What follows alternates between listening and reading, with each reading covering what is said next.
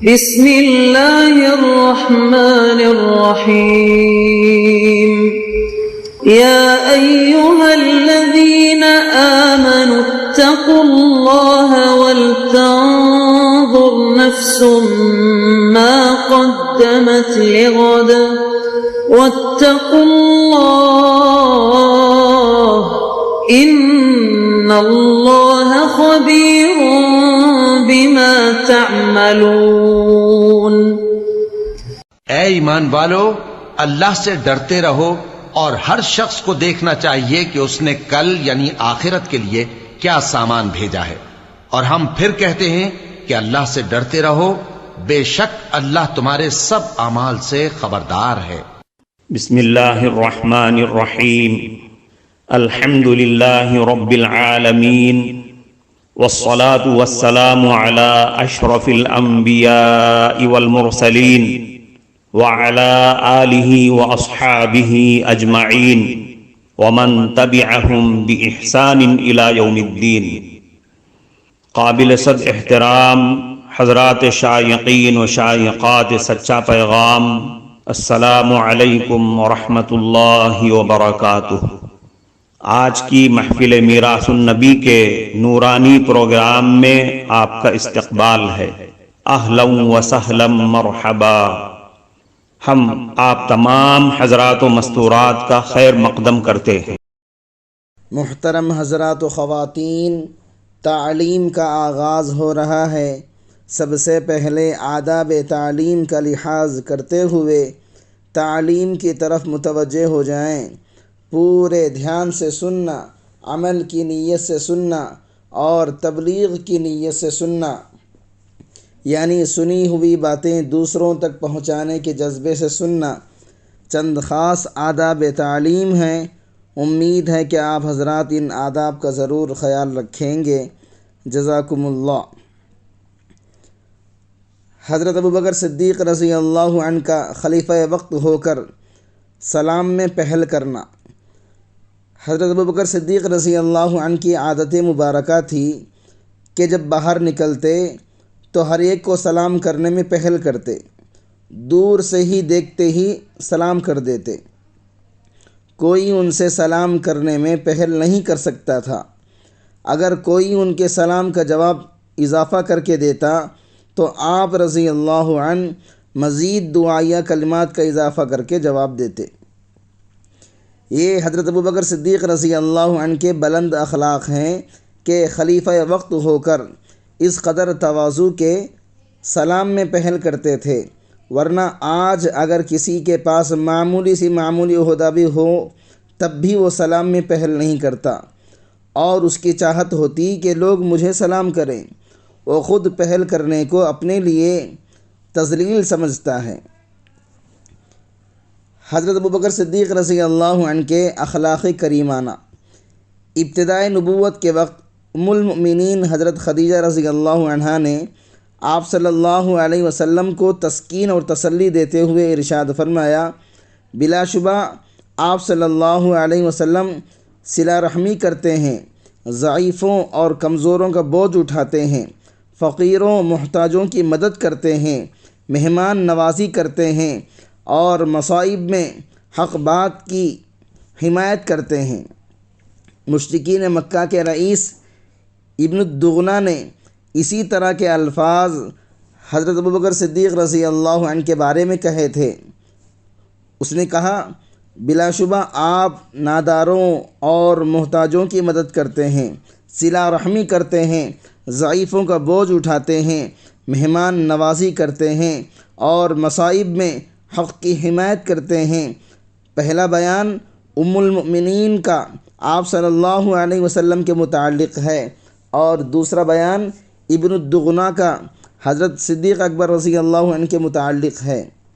دیکھیں، آپ صلی اللہ علیہ وسلم اور حضرت ابوبکر صدیق رضی اللہ عنہ کے درمیان اخلاق کریمانہ اور اعمال حسنہ کے درمیان کس قدر مماثلت تھی کہ الفاظ بھی ایک جیسے استعمال کیے گئے، اور آپ کے یہ عالی اخلاق ایک مسلمان نہیں بلکہ غیر مسلم ابن الدغنہ نے بیان کیے ہیں۔ حضرت ابوبکر صدیق رضی اللہ عنہ کا بیماریوں کی عیادت کرنا۔ اگر کوئی آدمی بیمار ہو تو اس کی عیادت کے لیے جانا بہت بڑے اجر و ثواب کا باعث ہے۔ حضرت ابوبکر صدیق رضی اللہ عنہ کے بلند اخلاق تھے کہ جب آپ کو معلوم ہوتا کوئی بیمار ہے تو آپ عیادت کرنے کے لیے جاتے، اور اگر کسی کا انتقال ہو جاتا تو جنازے میں شرکت کرتے تھے۔ حضرت ابوبکر صدیق رضی اللہ عنہ کبھی آپ صلی اللہ علیہ وسلم کے ساتھ اور کبھی کبھی تنہا مریضوں کی عیادت کرنے کے لیے تشریف لے جاتے۔ آپ کو اگر معلوم ہو جاتا کسی آدمی کی بیماری کا تو فوراً عیادت کے لیے چلے جاتے تھے۔ ایک مرتبہ حضرت جابر ابن عبداللہ رضی اللہ عنہ بیمار ہوئے تو حضرت ابوبکر صدیق رضی اللہ عنہ آپ صلی اللہ علیہ وسلم کے ساتھ پیدل بنو سلمہ کے محلے میں گئے اور حضرت جابر رضی اللہ عنہ کے گھر پر جا کر ان کی عیادت کی۔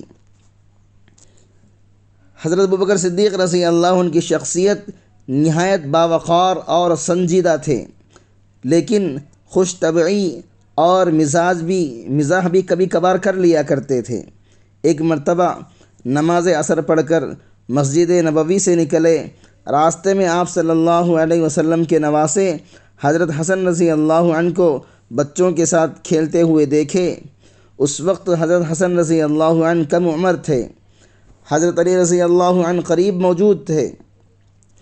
حضرت ابوبکر صدیق رضی اللہ عنہ نے نہایت پیار و محبت سے اپنے کاندھے پر بٹھایا اور فرمایا، میرے ماں باپ تجھ پر قربان ہو، آپ رسول اکرم صلی اللہ علیہ وسلم کے ہم شکل ہیں، علی کے مشابہ نہیں ہیں۔ یہ سن کر حضرت علی رضی اللہ عنہ ہنس پڑے۔ جس طرح آپ صلی اللہ علیہ وسلم بچوں سے پیار و محبت کرتے تھے، اسی طرح حضرت ابوبکر صدیق رضی اللہ عنہ بھی بچوں پر بڑے شفیق اور مہربان تھے۔ اپنے اور غیروں کی کوئی تمیز نہیں تھی، ہر ایک بچے سے پیار کرتے تھے۔ بچے بھی آپ سے اس قدر مانوس تھے، آپ محلے میں کسی گلی سے گزرتے تو بچے آپ کی طرف دوڑ کر آتے اور آپ سے لپٹ جاتے۔ آپ ہر ایک سے پیار و محبت سے پیش آتے۔ کوئی اجنبی دیکھتا تو یہ سمجھتا کہ یہ آپ کے اپنے بچے ہیں۔ غزوہ احد کے بعد ایک صحابی حضرت ابوبکر صدیق رضی اللہ عنہ سے ملنے گئے تو دیکھا آپ لیٹے ہوئے ہیں اور ایک ننھی بچی کو اپنے سینے پر بٹھایا ہوا ہے، نہایت محبت سے اسے چوم رہے ہیں اور پیار کر رہے ہیں۔ تو اس صحابی نے پوچھا، کیا یہ آپ کی بچی ہے؟ تو آپ نے فرمایا، نہیں بلکہ سعد ابن ربیع انصاری رضی اللہ عنہ کی بیٹی ہے، جسے اللہ رب العزت نے شہادت سے نوازا ہے۔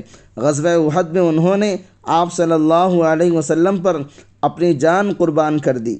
محترم ناظرین کرام، اس دینی اور ایمانی بیان کو سننے کے دوران ہی اس کو لائک کر دیجئے اور شیئر بھی کر دیجئے تاکہ دوسرے بھی اس سے فائدہ اٹھا سکیں۔ اللہ آپ کو ایک دن حضرت ابوبکر صدیق رضی اللہ عنہ اور دیگر صحابہ اللہ کے رسول صلی اللہ علیہ وسلم کی مجلس میں حاضر تھے۔ اچانک آپ صلی اللہ علیہ وسلم نے مجلس میں موجود صحابہ سے پوچھا، آج تم میں سے کس نے روزہ رکھا؟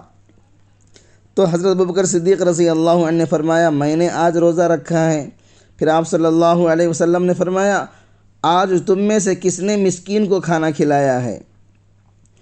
حضرت ابوبکر رضی اللہ عنہ نے فرمایا، میں نے مسکین کو کھانا کھلایا ہے۔ آپ صلی اللہ علیہ وسلم نے پھر ارشاد فرمایا، آج تم میں سے کس نے بیمار کی عیادت کی ہے؟ تو حضرت ابوبکر رضی اللہ عنہ نے فرمایا، میں نے کی ہے۔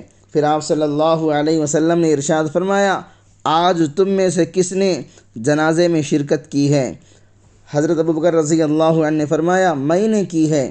تو آپ صلی اللہ علیہ وسلم نے فرمایا، جس آدمی نے ایک دن میں اتنی نیکیاں جمع کر لی ہوں وہ یقیناً جنت میں داخل ہوگا۔ حضرت عمر رضی اللہ عنہ کا امیر المؤمنین ہو کر ایک بوڑھی عورت کی گفتگو تحمل سے سننا۔ ایک عورت اپنے ہاتھ میں لاٹھی لیے راستہ ڈھونڈ رہی تھی، وہ زمانے کی مصیبتوں کی ماری ہوئی تھی۔ اس نے حضرت عمر فاروق رضی اللہ عنہ کو، جو لوگوں کے درمیان کھڑے تھے، بلایا اور ایک طرف لے گئی۔ حضرت عمر رضی اللہ عنہ اس کے قریب ہوئے اور اس کی بات سننے کے لیے متوجہ ہوئے۔ حضرت عمر فاروق رضی اللہ عنہ نے کافی دیر تک اس کی نحیف اور باریک آواز کی طرف کان لگائے رکھا اور اس وقت تک اعراض نہیں کیا جب تک کہ اس کی ضرورت کو پورا نہ کر دیا۔ اس کے بعد جب حضرت عمر فاروق رضی اللہ عنہ ان لوگوں کی طرف واپس آئے جو کافی دیر سے کھڑے حضرت کا انتظار کر رہے تھے، تو کسی آدمی نے کہا، اے امیر المؤمنین، آپ نے اس بڑھیا کی خاطر قریش کے آدمیوں کو روکے رکھا؟ حضرت عمر فاروق رضی اللہ عنہ نے فرمایا، تیرا ناس ہو، جانتے بھی ہو یہ بڑھیا کون تھی؟ اس آدمی نے کہا، میں نہیں جانتا۔ حضرت عمر رضی اللہ عنہ نے فرمایا، یہ وہ خاتون ہیں جن کا شکوہ اللہ رب العزت نے ساتوں آسمان کے اوپر سنا۔ یہ خولہ بنت ثعلبہ رضی اللہ عنہا ہیں۔ خدا کی قسم اگر وہ رات تک میرے پاس سے واپس نہ جاتیں تو میں بھی ان کی ضرورت پوری کرنے تک واپس نہ لوٹتا۔ حضرت عبیداللہ ابن عباس رضی اللہ عنہ فرماتے ہیں، جو حضرت عبداللہ ابن عباس رضی اللہ عنہ کے بھائی ہیں، حضرت عباس رضی اللہ عنہ کے گھر کا پرنالہ حضرت عمر رضی اللہ عنہ کے راستے پر گرتا تھا۔ ایک دفعہ جمعے کے دن حضرت عمر رضی اللہ عنہ نے نئے کپڑے پہنے۔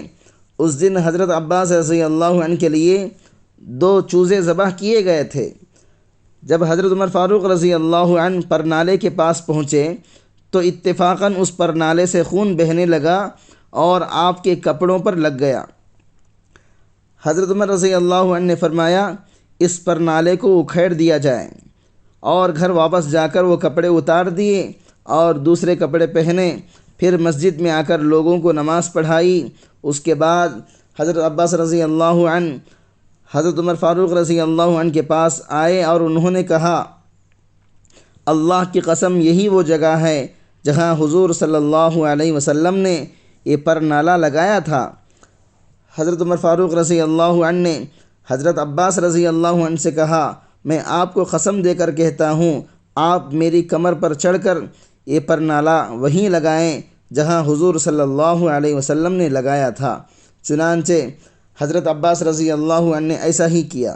دیکھیں حضرت عمر رضی اللہ عنہ کی زندگی میں عاجزی اور تواضع اور اطاعت اور اتباع رسول کس قدر ہے کہ آپ نے فرمایا، میری کمر پر چڑھ کر یہ پرنالہ اپنی جگہ لگاؤ۔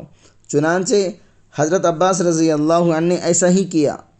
یہاں اتنی بات بھی کافی تھی کہ آپ کسی اور کو کہہ دیتے کہ پرنالہ اپنی جگہ لگا لو، لیکن نہیں، ایسا نہیں کیا، بلکہ خود جھکے اور ان کی پیٹھ پر چڑھ کر پرنالہ اپنی جگہ لگایا گیا۔